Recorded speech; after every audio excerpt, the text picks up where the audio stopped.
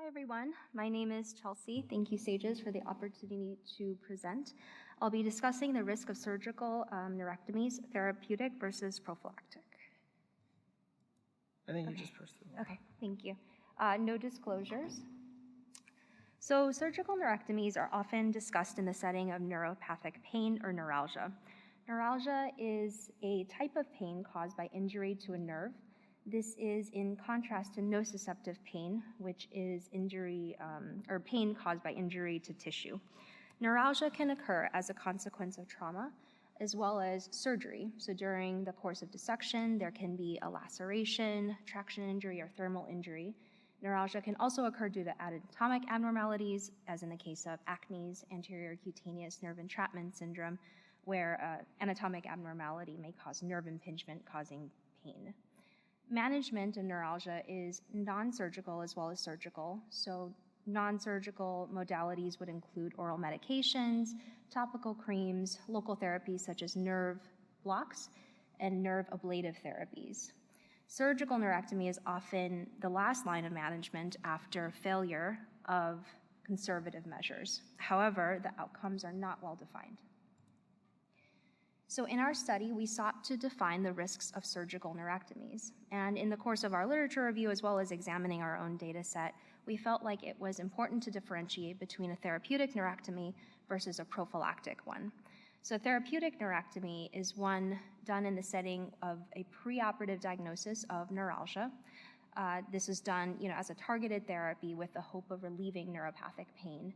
And in contrast, prophylactic neurectomy is performed with as an incident to another operation. So for example, say there is an operation performing a mesh removal, and in the course of that operation, the nerve is suspected to be injured, then a prophylactic formal neurectomy was performed at that time in order to avoid postoperative complications.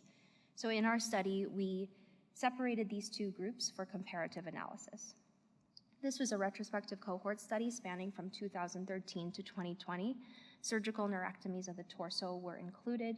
Preoperative data was collected as well as postoperative outcomes, the most important of which were new or recurrent symptoms. This table shows the basic demographics of our study group as well as broken down by cohort. There were 66 patients. Many patients underwent multiple neurectomies. Broken down into therapeutic and prophylactic, there were no major differences in these basic demographic variables. Preoperative pain between the two groups tended to be similar. Patients generally had a couple years of pain prior to presentation to us, although this had a wide range. As you can also see here, there's a fair proportion of both groups that underwent other surgeries at the same time. Prophylactic group had a statistically significant, greater proportion undergoing concurrent hernia repair, but this is kind of the nature of that group. They were by definition undergoing other surgeries.